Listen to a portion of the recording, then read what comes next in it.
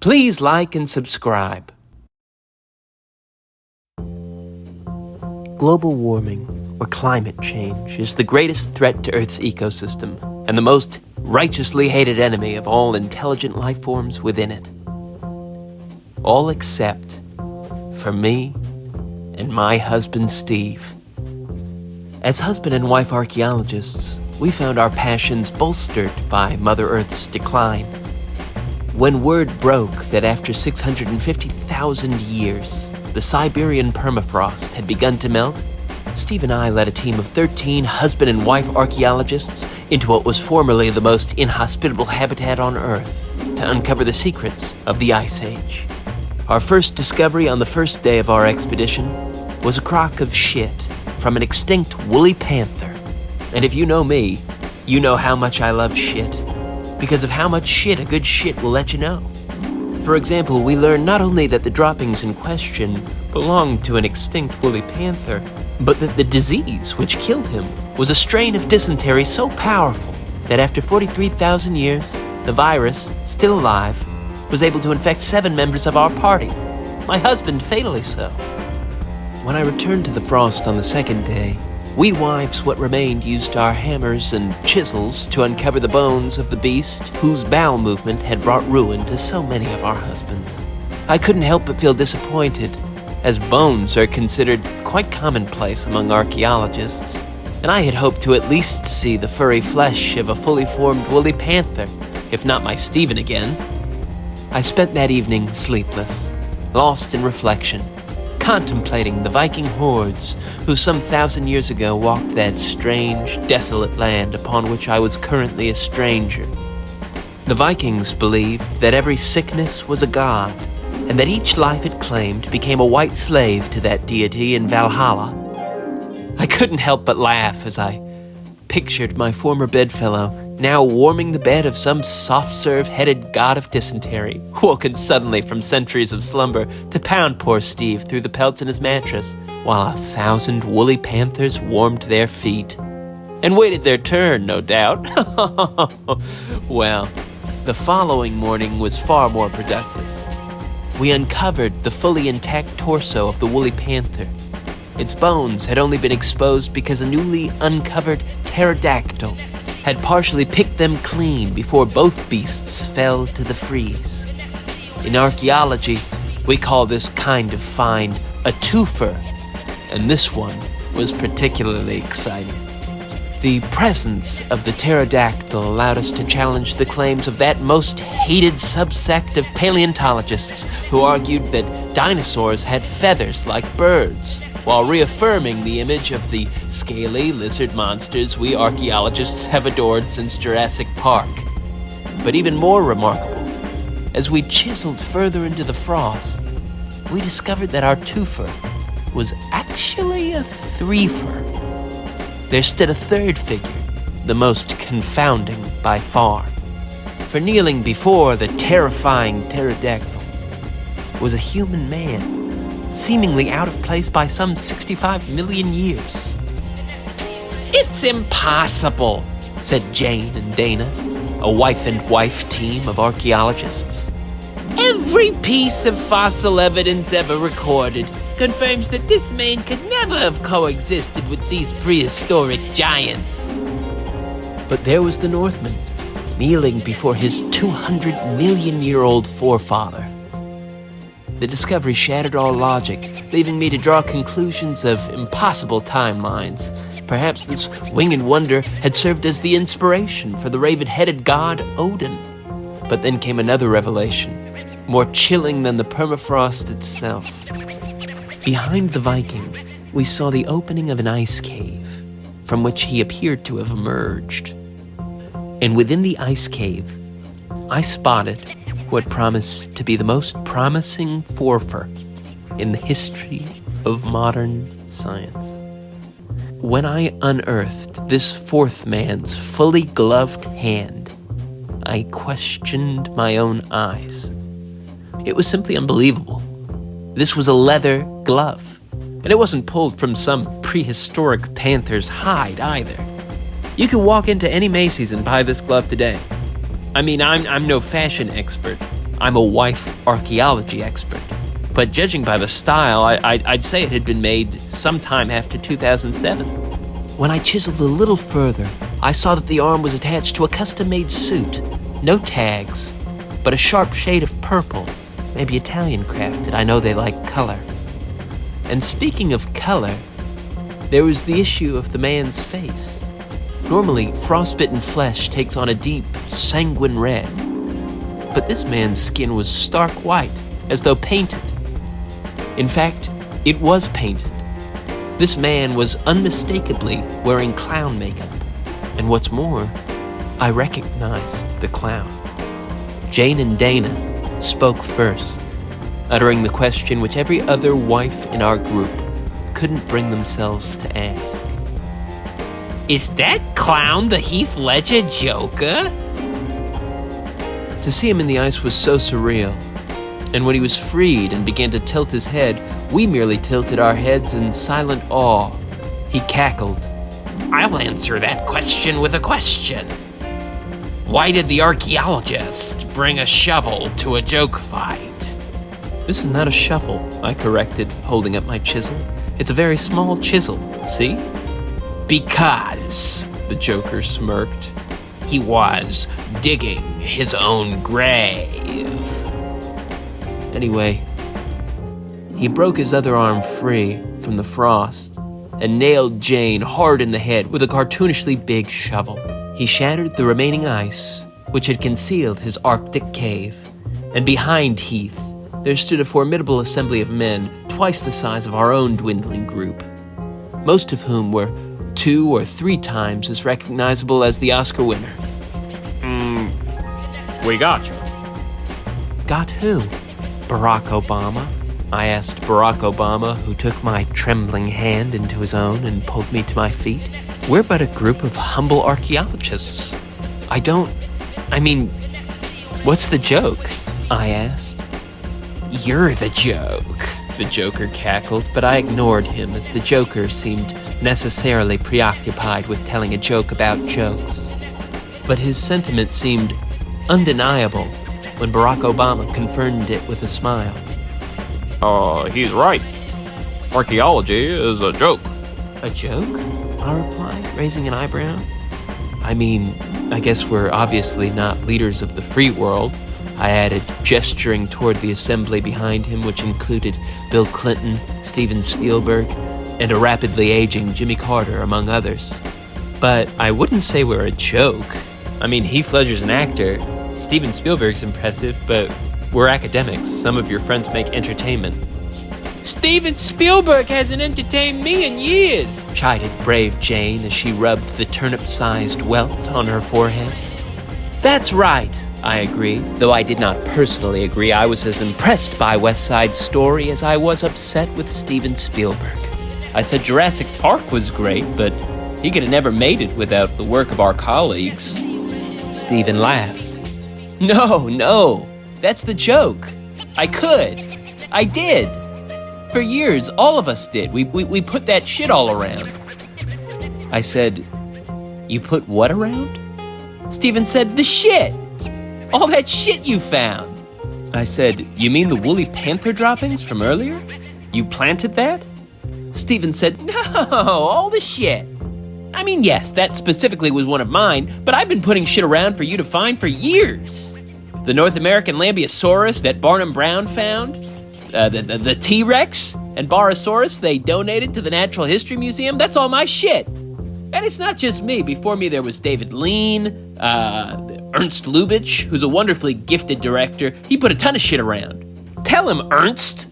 And Steven pointed to an ancient man off in the corner. But Lubitsch waved him away. He was deadlocked in a game of chess with another German speaker, barely younger than he. This second man had a snow-white patch of mustache, which drooped low from the center of his top lip. It seemed odd for such deliberately manicured bit of facial hair to sag so sadly as it did. It was as if he was trying to immediately convey his advanced age to all who had beheld him in his youth. Lubitsch is an old bastard, said Steven Spielberg.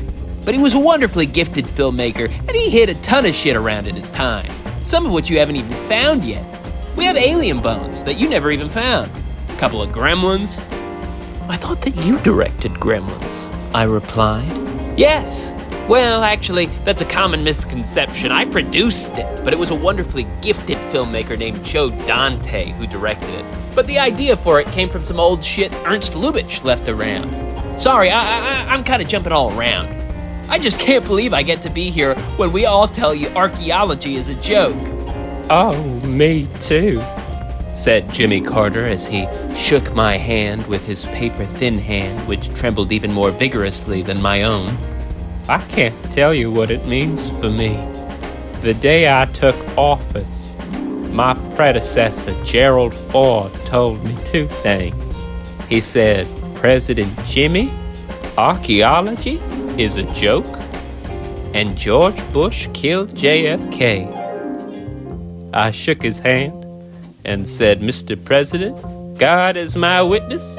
I will not be able to face my Creator if I die before I get to tell the world that paleontology is a joke. I said archaeology. Jimmy Carter said, now that I've done it, I'm so happy, I don't know what I'll do. I do. Prime Minister Netanyahu smiled. You are so happy you're going to dance, Jimmy Carters. And with that, Netanyahu picked up Jimmy Carter and began dancing around the ice cave. Oh, now, Netanyahu, warned Barack Obama. Be careful. That's the centennial president you're dancing with. Then Barack Obama elbowed Bill Clinton in the belly and muttered, I swear to God, if I had $1 for every time I had to tell Netanyahu to be careful. And Bill Clinton laughed. Though he hadn't been listening to Barack Obama, he was reacting to a joke told by a disgraced New York State financier.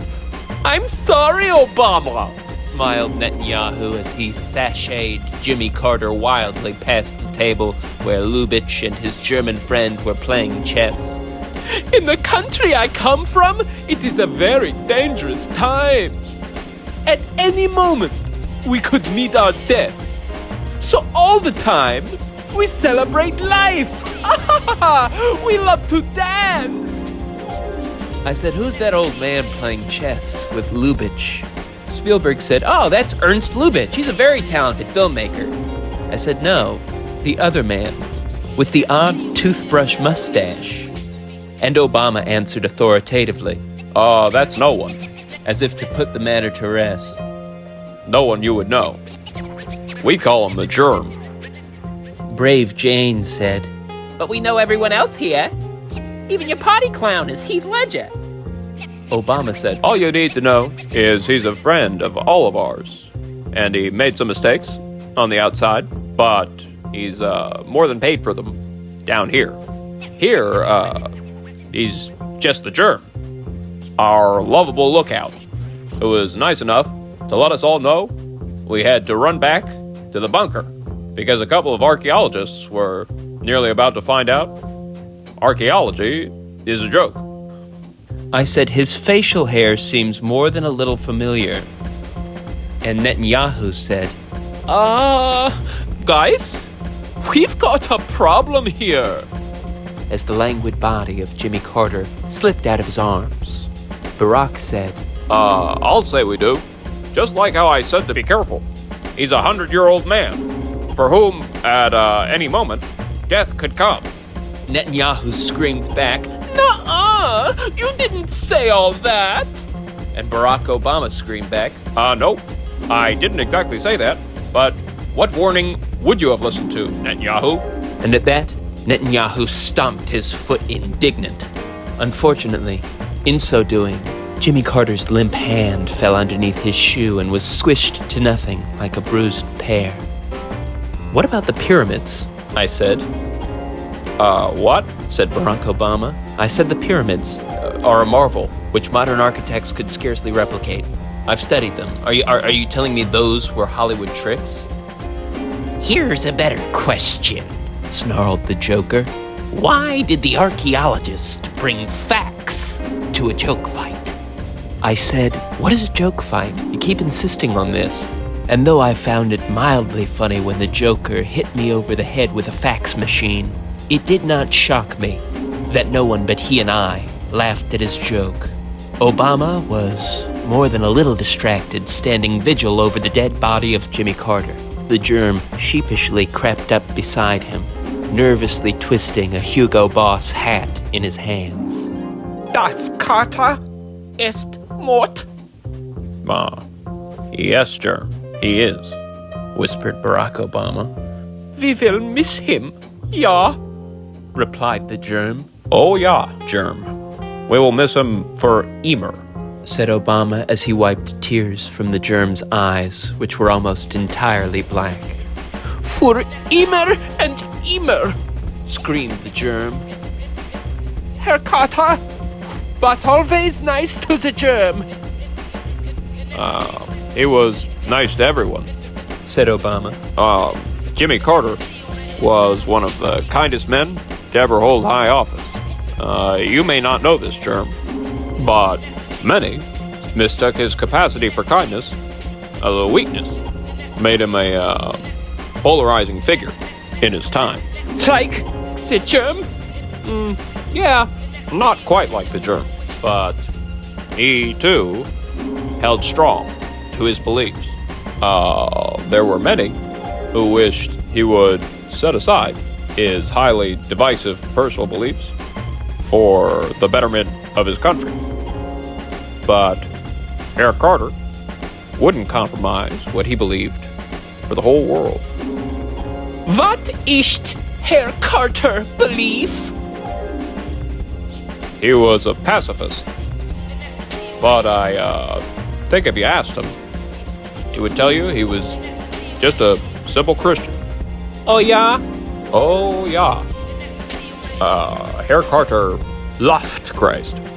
Well, the germ doesn't hold that against him. Me neither. He never shoved it down your throat. It was never so thou shalt not as he was love thy neighbor. He was a lovely neighbor to the germ. Oh, that's right. He was a lovely man. He died a happy man. If you could only know how happy he was to have lived to see the day that folks found out archaeology is a joke. I said, "What about Stonehenge?" And all evening I asked the gentleman questions about Easter Island and Machu Picchu, the Archimedes palimpsest, and I received very few answers.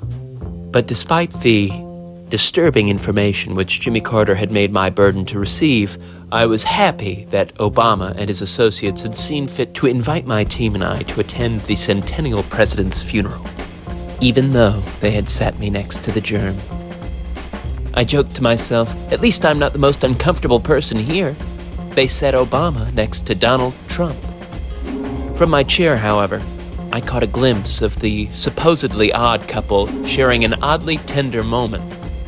Obama was looking straight ahead, perhaps contemplating the grim finality that everything, even one's presidency, can come to an end. Donald Trump leaned over and whispered, "I know it's a hard day. Want to hear a joke?" Sure, Obama replied. And Donald Trump said, "Archaeology." The laugh which they then shared was immortalized in a photograph that weighed heavily on the hearts of the American public, who had spent the last 4 years hearing the 44th president refer to the 45th and 47th as the second coming of Hitler. My former mother-in-law, Stephanie, retweeted the photo with a partially remembered quote from George Carlin. "It's all a big joke, and you ain't in on it." Oh, Stephanie, you ain't have any idea. As the body of the 39th president was blessed by Tony Loudon, Jimmy Carter's personal pastor, the germ tugged upon the sleeve of my own custom Italian pantsuit. Frau Archaeologist? He whimpered. "Yes, germ," I replied. What happens to Christians when das mort?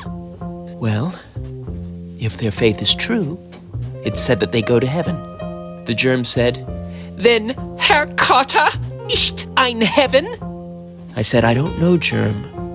I'd like to think so. But they also say that it's easier for a camel to pass through the eye of a needle than for a rich man to pass into the kingdom of heaven. I suspect that's doubly true for world leaders.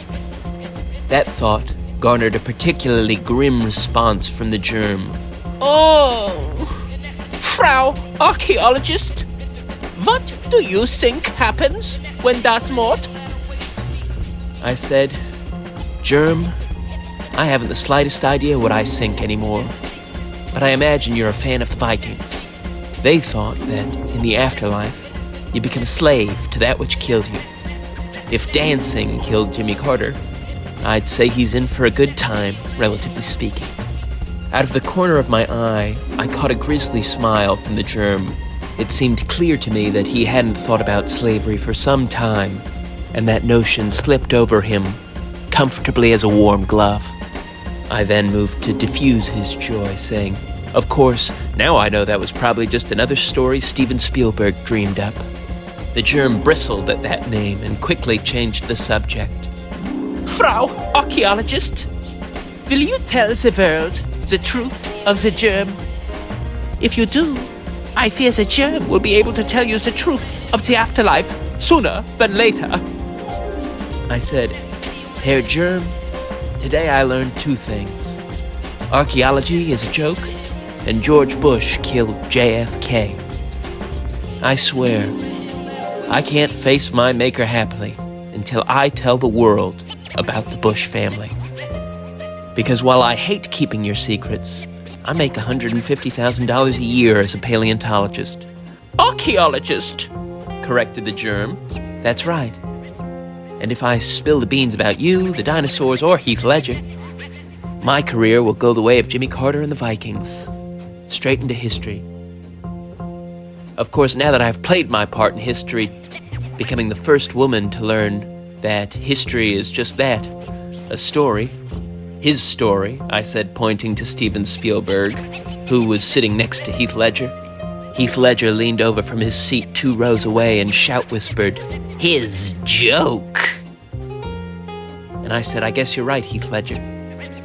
I guess you're right. Then George Bush leaned over and whispered, I heard what you said. And he stabbed me twice in the gut. I guess that Heath Ledger and my former mother-in-law, Stephanie, were right.